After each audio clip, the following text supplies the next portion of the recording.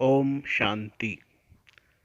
यह विश्वविद्यालय का पूरा नाम है प्रजापिता ब्रह्मा कुमारी ईश्वरीय विश्वविद्यालय। यह विश्वविद्यालय है तो हम सबका कर्तव्य है कि विश्व की हर आत्माओं तक परमात्मा का मैसेज देना, चाहे कोई भी हो, चाहे छोटा बच्चा हो, बड़ा हो, बूढ़ा हो, कोई भी जाति धर्म का हो, हिंदू हो, मुस्लिम हो, सिख हो, ईसाई हो, बौद्ध हो, और कहाँ का भी रहने वाला, दुनिया के कोई भी कोने का रहने वाला हो, हर आत्माओं तक परमात्मा का मैसेज देना हमारा कर्तव्य है। तो परमात्मा का मैसेज क्या है और परमात्मा किसको कहते हैं? परमात्मा ज्योति बिंदु स्वरूप है, वो नॉलेजफुल है, सृष्टि के आदिपद्य अंत का ज्ञाता है, परम पवित्र है, दुख सुख से न्यारा है, सदा शिव है, कल्याणकारी है, जीवन नैया को पार ले जाने वाला है, पतित पावन है, दुख हरता सुख करता है। उसकी महिमा तो अपरम अपार है।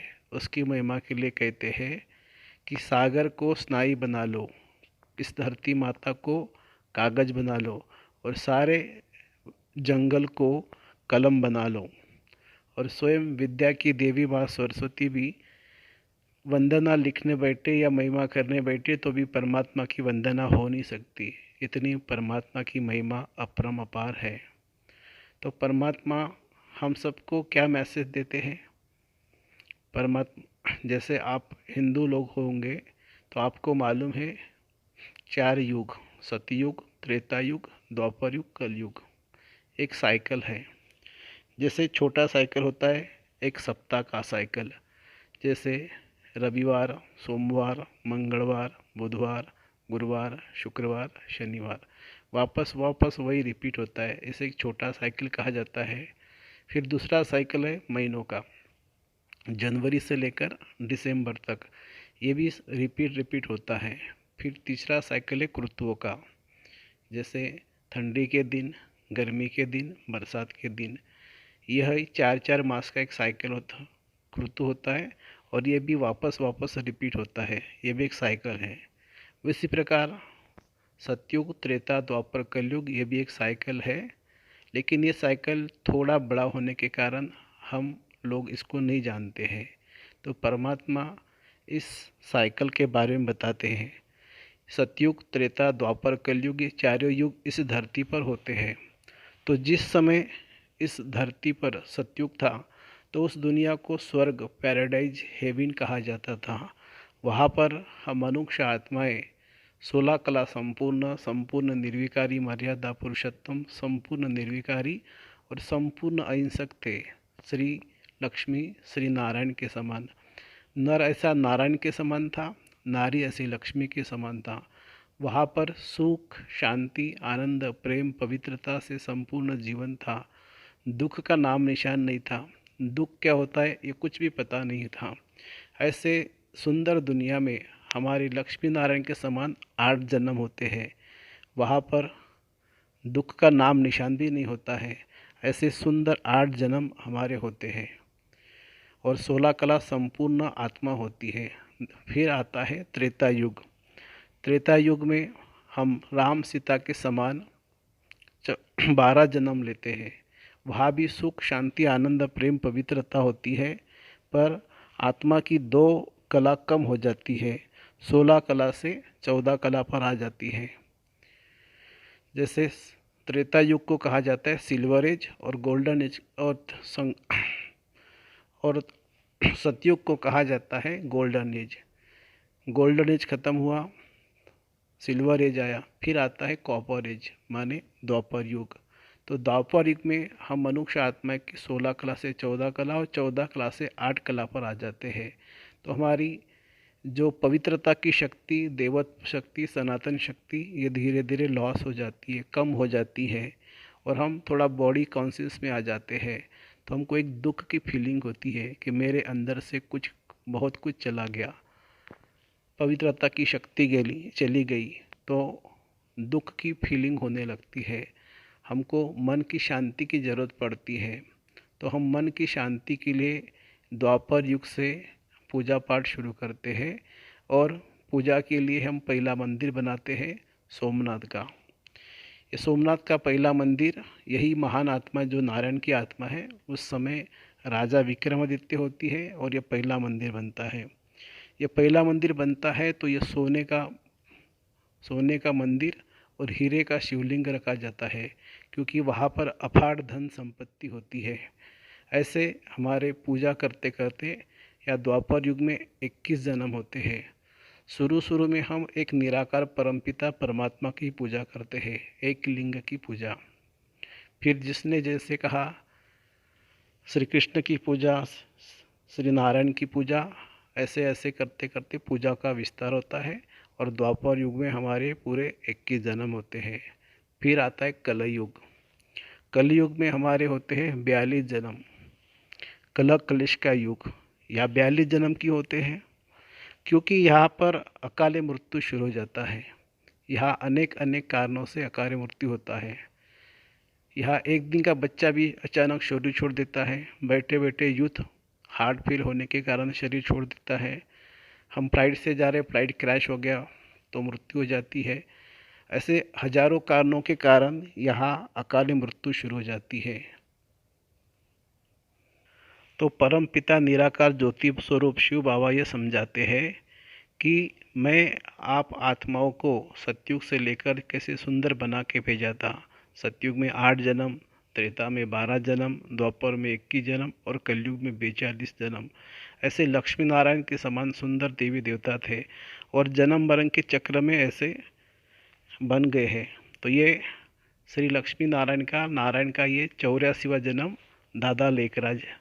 इन्हीं के 84वें जन्म में परमपिता परमात्मा निराकार ज्योति स्वरूप प्रवेश करते हैं, इनका शरीर का आधार लेते हैं और ये हमें पूरे हिस्ट्री 84 जन्मों की कहानी और ये भूगोल माने सृष्टि चक्र कैसे घूमता, ये सारा राज समझाते हैं। आज मनुष्य परमात्मा के बारे में कुछ भी नहीं जानता है, लेकिन परमात्मा के बारे में बोलता है। जितने भी रिलीजन है वो भी भगवान के बारे में कहते रहते हैं, लेकिन परमात्मा स्वयं कहता है कि मैं अपना परिचय देने के लिए मुझे खुद आना पड़ता है। तो परमात्मा को खुद का शरीर नहीं होता है, वह दादा लेखराज के मानवीय शरीर का आधार लेकर उनका तन में प्रविष्ट कर कर समाविष्ट होकर ये पूरा ज्ञान का रहस्य समझाते हैं और अपना परिचय देते हैं। वह कहते हैं मैं ज्ञान का सागर हूँ, पवित्रता का सागर हूँ, सुख का सागर हूँ, शांति का सागर हूँ, आनंद का सागर हूँ, दुख सुख से न्यारा हूँ, ज्योति बिंदु स्वरूप हूँ, परम धाम का रहने वाला हूँ, आपकी जीवन नैया को पार ले जाने वाला हूँ और सबको पतित से पावन बनाने वाला हूँ। परमात्मा की महिमा तो अपरम अपार है। ऐसे परमात्मा हम सबको अपना परिचय देता है, मैं आप सबका पिता हूँ। उसी प्रकार परमात्मा ने हम सबको हमारा भी परिचय दिया है कि आप लोग कौन हो, कहाँ से आए हो और हमारा जीवन जीने का उद्देश्य क्या है। तो परमात्मा ने हमको क्या परिचय दिया है, आप कौन हो। तो जैसे मैं आप लोगों को पूछता हूँ कि आप कौन हो, तो आप अपने भौतिक शरीर का नाम और पता बताओगे या मनुष्य कहलाओगे। लेकिन मनुष्य शरीर के अंदर एक चैतन्य शक्ति होती है, उस चैतन्य शक्ति को बोलते हैं आत्मा। आत्मा शरीर में कहाँ रहती है? ये दोनों आँखों के बीच, भ्रुकुटी के बीच चमकता हुआ सितारा। आत्मा इस शरीर से भिन्न है, शरीर द्वारा कर्म करती है, मुख द्वारा बोलती है, कानों द्वारा सुनती है, आँखों द्वारा देखती है और हाथों द्वारा कर्म करती है। आत्मा अजर अमर अविनाशी है, उसे कोई न काट सकता है, न कोई गला सकता है, न पानी डुबा सकता है, न आग जला सकती है। आत्मा एक शरीर छोड़कर दूसरा शरीर लेती है। आत्मा के मैक्सिमम 84 जन्म होते हैं इस कल्प में और कम से कम 3-4 जन्म भी होते हैं। मनुष्य आत्मा मनुष्य योनि में ही प्रवेश करती है। मनुष्य आत्मा 84 लाख योनियां धारण नहीं करती। तो परमात्मा ने हमें स्वयं का परिचय दिया है और हम का परिचय दिया है कि तुम कौन हो, कहाँ से हो। जैसे पिक्चर में दिखाया है, ये गाड़ी है, गाड़ी का ड्राइवर कहाँ बैठता है? सामने स्टीयरिंग सीट पर। वैसे ये शरीर भी एक गाड़ी है और इसका ड्राइवर आत्मा है। आत्मा इस भ्रुकुटी के बीच चलकर इस शरीर को चलाती है। आत्मा अजर अमर अविनाशी है। तो आत्मा की 3 सूक्ष्म शक्तियाँ होती है। पहला होता है मन, फिर है बुद्धि, फिर है संस्कार। मन का काम है सोचना। मन में अनेक प्रकार के विचार आते हैं। काम के विचार, अच्छे विचार, बुरे विचार और बिना काम के विचार, बेकार विचार। फिर बुद्धि मिली है, जजमेंट पावर। जैसे हमारे पास अनेक अनेक विकल्प है, अभी क्या करना चाहिए क्या नहीं करना है, तो बुद्धि निर्णय लेती है हमें कौन सा काम करना चाहिए कौन सा नहीं करना चाहिए। और जैसे संस्कारों में आत्मा पलती है, बड़ी होती है, वैसे संस्कार आत्मा में ढलते जाते हैं। जैसे हम संस्कार देते छोटे बच्चों को, वैसे ही वो संस्कार भरते जाते हैं। ये संस्कार आत्मा लेके जाती है, क्योंकि कोई भी संस्कार जल्दी छूटते नहीं हैं। जैसे आप देखते होंगे आजकल व्हाट्सएप पर, फेसबुक पर ऐसे मैसेज आते, 2.5 साल का 3 साल का बच्चा अच्छे अच्छे भजन गा रहा है, कोई वेदों के मंत्र बोल रहा है, कोई अच्छी अच्छी सिंगिंग कर रहा है, कोई तबला बजा रहा है। 2.5 साल का बच्चा, जिनके यहाँ पर किसी को नहीं आता है, वो बच्चा तबला बजा रहा है, गीत गा रहा है, वेदों के मंत्र गा रहा है। तो ये कहाँ से आ रहा है? उनके घर में किसी को नहीं आता है। तो ये पुनर्जन्म के संस्कार होते हैं। वही आत्मा इस जन्म के पहले बहुत अच्छा डांसर रह चुका है, या सिंगर रह चुका है, या तबला मास्टर रह चुका है, तो वही संस्कार आत्मा लेकर आती है। तो ये आत्मा की 3 सूक्ष्म शक्तियाँ होती है, मन, बुद्धि और संस्कार। तो परमात्मा का मैसेज क्या है? परमात्मा क्या किस बारे में बताता है? परमात्मा ये बता रहा है कि सतयुग पूरा हो गया, त्रेता युग पूरा हो गया, द्वापर युग पूरा हो गया, और ये कलयुग भी पूरा होने का है। माने ये साइकिल पूरा होने का समय आता है, तब परमात्मा इसी फर्स्ट आत्मा के तन का अवतरण लेते हैं। उसके 84 जन्म में उनका नाम होता है दादा लेखराज।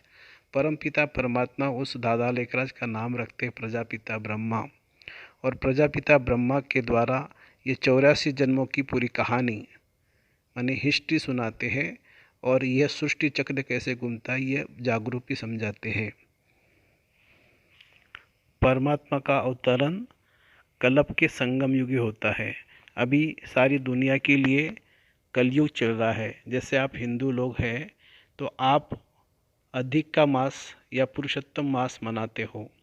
उस मास में हम व्रत पूजा पाठ करते हैं, दान धर्म करते हैं, एकादशी करते हैं।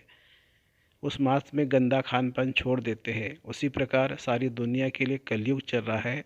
लेकिन जो इस साधारण तल में परमपिता परमात्मा का प्रवेश हो चुका है, ये जानते हैं, उन सबके लिए यह पुरुषोत्तम संगम युग चल रहा है। तो पुरुषोत्तम संगम युग में परमपिता परमात्मा निराकार ज्योति स्वरूप इस ब्रह्मातन का आधार लेकर मनुष्य को पुरुषों में उत्तम बनने का ज्ञान देते हैं।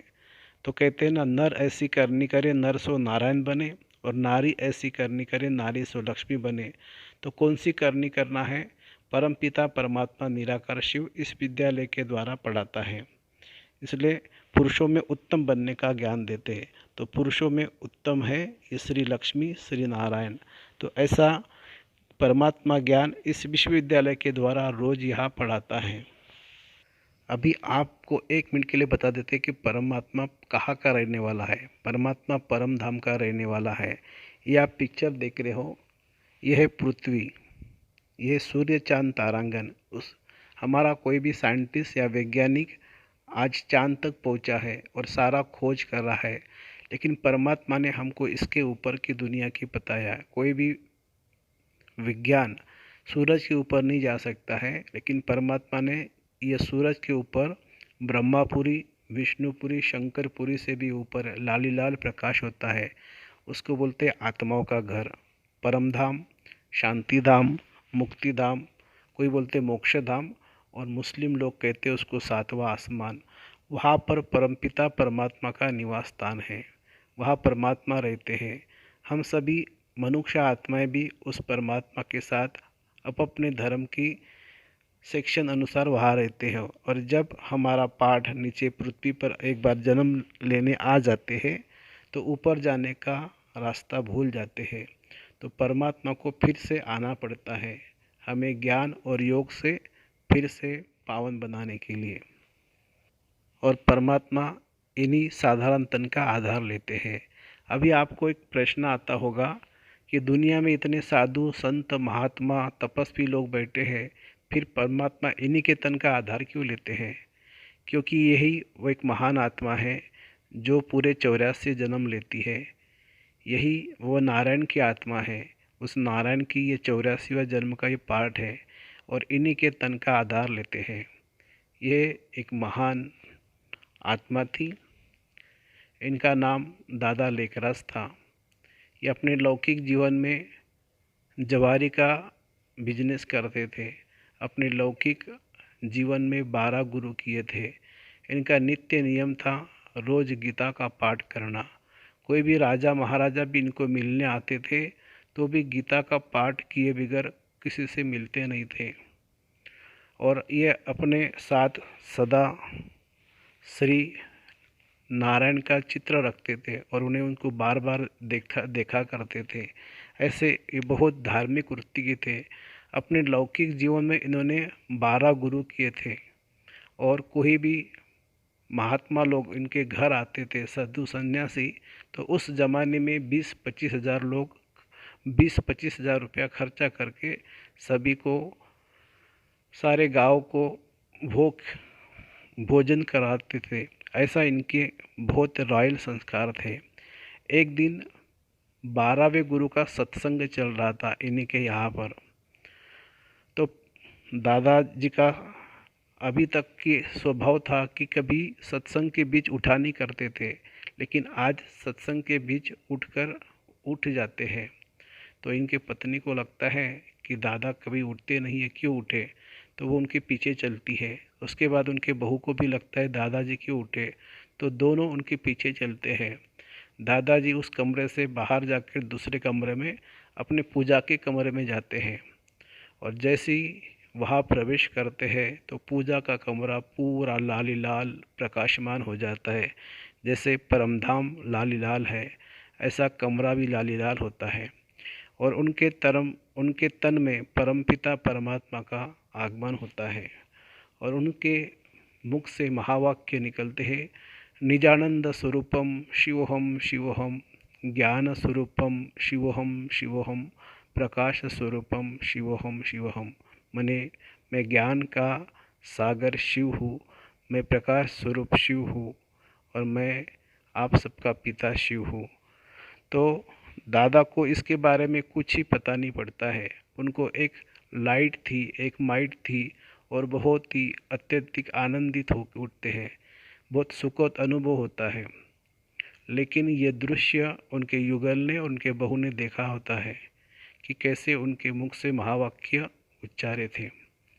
फिर दादाजी सुबह होने के बाद इसके बारे में अपने गुरुजी को पूछते हैं कि ये एक लाइट थी, एक माइट थी, एक साक्षात्कार हुआ, लेकिन उसका आंसर उनके गुरुजी के पास नहीं होता है। फिर परमात्मा इनके तन में नित्य प्रवेश कर सत्संग कराना शुरू करते हैं, और दादा को एक बहुत बड़ा साक्षात्कार कराते थे। उस समय एटम बम नहीं बने थे, फ्लाइटर प्लान नहीं बना था, लेकिन दादा को एक बहुत बड़ा साक्षात्कार होता है कि यूरोप माने अमेरिका और रशिया आपस में भयंकर युद्ध कर रहे हैं फ्लाइटर प्लेन से, और करोड़ों लोग शरीर छोड़ रहे हैं। इतना भयानक दृश्य था कि बाबा के आंखों से आंसू बहते जा रहे हैं। बाबा कहते बस करो। फिर उनको भारत में ऐसे दृश्य दिखाते कि धर्म के नाम पर मनुष्य एक दूसरे को काटते जा रहे हैं, खून की नदियाँ बहती जा रही है। फिर कहीं पर बाढ़, कहीं पर भूकंप, और कहीं पर सुनामी आ रही है। यहाँ पर भी त्राही त्राही हो रहा है, और ये दृश्य इतना भयानक था कि बाबा बोलते बस करो प्रभु, मुझे ये मत दिखाओ। और उनके दोनों आंखों से बहुत अश्रुधारा बहती है। फिर उसके बाद में परमात्मा कुछ क्षणों के बाद उनको बहुत सुंदर सतयुग का स्वर्णिम दृश्य दिखाते हैं। वो दृश्य इतना सुंदर था, देवी देवता आते थे, वहाँ पर रमण कर रहे हैं, और परमात्मा कहता है कि ऐसी सुंदर दुनिया आपको बनानी है। तो दादा कहते मैं तो साधारण मनुष्य हूँ, मैं कैसे बनाऊंगा ऐसी दुनिया। तो परमात्मा निराकार ज्योति स्वरूप उनके तन का आधार लेते हैं और नित्य ये यह कार्य करना शुरू करते हैं। तो शुरू शुरू में जो सत्संग शुरू होता है, तो उस समय ज्ञान की इतनी क्लियरिटी नहीं थी।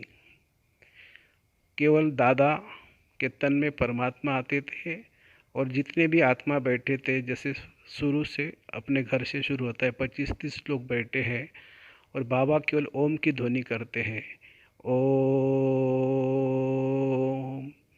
जैसे ही ओम की ध्वनि शुरू होती है, जितने भी सभी लोग हैं, सभी के सभी ट्रांस में उड़ जाते हैं, और सभी को कृष्ण का दीदार होता है। सभी सभी कृष्ण के साथ रास करके आते हैं, कोई 10 मिनट के लिए, कोई आधा घंटे के लिए, कोई 1 घंटे के लिए, परम आनंद में झूमने उठते हैं। तो ये बात हवा के समान सारे गांव में फैलती है। तो सब लोग कहते हैं कि दादा लेखराज एक सत्संग करता है, वहाँ सत्संग में जाने से सबको कृष्ण के दीदार होते हैं। ऐसे बहुत से लोग आने लगते हैं, सत्संग बढ़ते जाता है, और सभी को वही ओम की ध्वनि लगाते ही सबको कृष्ण का दीदार होता है। पर धीरे धीरे परमात्मा ज्ञान के गुह्य रहस्य खोलना प्रारंभ करते हैं। आत्मा का नॉलेज, परमात्मा का नॉलेज, सृष्टि चक्र का नॉलेज, और परमात्मा पवित्रता की नॉलेज देना शुरू करते हैं। पवित्र मीन्स ब्रह्मचर्य का पालन, क्योंकि परमात्मा कहते हैं कि आप मनुष्य आत्माएं देवतुल्य थे। सतयुग त्रेता में हम संपूर्ण पवित्र, संपूर्ण निर्विकारी थे। तो ऐसी पावन दुनिया में फिर से जाना है, तो हमें पवित्र बनना है, ब्रह्मचर्य व्रत का पालन करना है। यह बात जब सुनते हैं तो बहुत से लोगों को अचंभा लगता है, ये कौन महान व्यक्ति है जो पवित्रता का नॉलेज देते हैं। पहले पूरा परिवार के परिवार एक साथ आता था, जैसे सस सास ससुर बहू सारे एक साथ आते थे, लेकिन उनको फिर दिक्कत होती है कि हमारे घर की बहू बेटियां ऐसे सत्संग में नहीं जाएंगा जब ब्रह्मचर्य का पालन कराते हैं। लेकिन जिन आत्माओं को बाबा के द्वारा परम आनंद मिला था, परमात्मा का आनंद मिला था, तो उन्होंने बोला कि हमको कितना भी सितम कर लो, मार लो, कुछ भी कर लो, इस परम आनंद के आगे कुछ भी हो जाए, हम बाबा का साथ नहीं छोड़ेंगे, हम बाबा के साथ ज़रूर जाएंगे। ऐसे सत्संग की शुरुआत होती है। और जिन्हें ब्रह्मचर्य व्रत का पालन करने में दिक्कत है, वो लोग बाबा के अगेंस्ट हो जाते हैं, और बाबा को समझाने आते हैं कि बाबा आप ज्ञान तो बहुत अच्छा समझाते हो, सिर्फ ये बात मत कहा करो। तो बाबा कहते हैं मैं तो अभी तक आपके साथ भक्ति पूजा पाठ करता था, ये मेरे द्वारा कोई परमपिता परमात्मा महान कार्य करवा रहा है, कराने वाला ऊपर है, और वही कहता है कि पवित्रता का व्रत का पालन करो। इसी प्रकार बहुत अपोजिशन होती है। फिर ब्रह्मा बाबा अपना सारा बिजनेस, जो जवाहरी का बिजनेस था, वो सारा समेट लेते हैं और बोलते मुझे असली पार्क ही मिल गया। और जो भी पैसा जो प्राप्त होता है बिजनेस समेटने के बाद में, ये सारा पैसा एक 8 बहनों की ट्रस्ट बनाकर उन बहनों के नाम कर देता है, और पूरी उन्हीं के पैसों से सारा यज्ञ 14 साल तक चलता है। जिन्होंने परमानंद पाया था, परम आनंद पाया था, ऐसे 350 के लगभग भाई बहनें, उसमें कोई बच्चे भी थे, जैसे कोई 8-10 साल के, कोई 15-16 वर्ष के, कोई 25 वर्ष के, और कोई बुजुर्ग भी थे। ऐसे 300-350 बच्चे बाबा के साथ योग तपस्या करते हैं, 14 साल का तपस्या। और बाबा के जो भी पैसा मिला था, जो बिजनेस समेटने के बाद उसी पैसों से सब कारोबार चलता है।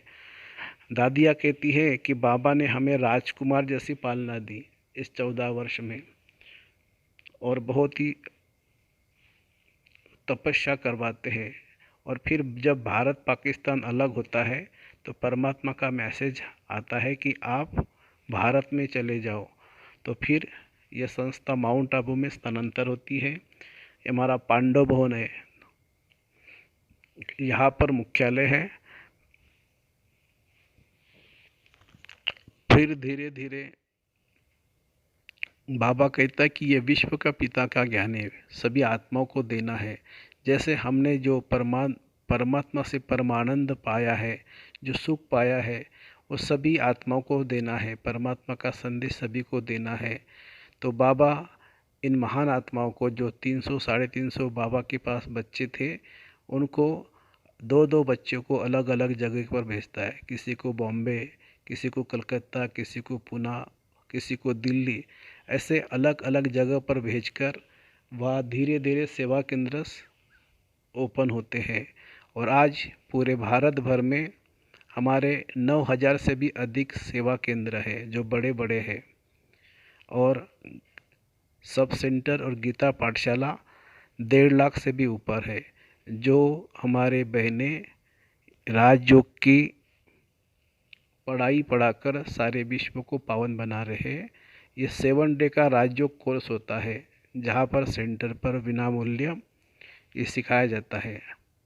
और इस 7 दिन के कोर्स से हमें आत्मा का, परमात्मा का, सृष्टि चक्र का और सारा हमारे आत्मा के कपाट खुल जाते हैं। हमें दिव्य चक्षु मिल जाते हैं। परमात्मा के साथ कैसे मेडिटेशन करना है इसके बारे में सभी विस्तृत जानकारी मिलती है। और मनुष्य आत्मा कैसे पतित से पावन बने, तो उस परमात्मा का डेली ज्ञान मिलता है। इसीलिए आप 7 दिन का कोर्स कर कर अपने जीवन को सुखमय, आनंदमय बना सकते हैं। परमपिता परमात्मा ज्ञान का सागर है। ज्ञान तो आता है, उसको ज्ञान का सागर कहते हैं। ज्ञान ये आधा घंटा या 15 मिनट का नहीं होता है। ये 15 मिनट का वीडियो के द्वारा हम आपको समझाने की कोशिश कर रहे हैं, लेकिन परमात्मा को नॉलेजफुल कहते हैं। तो ऐसे नॉलेजफुल परमात्मा हमें रोज़ रोज़ ज्ञान से भरपूर कर कर मनुष्य से देवता, नर से नारायण बनने की पढ़ाई पढ़ाता है। ओम शांति।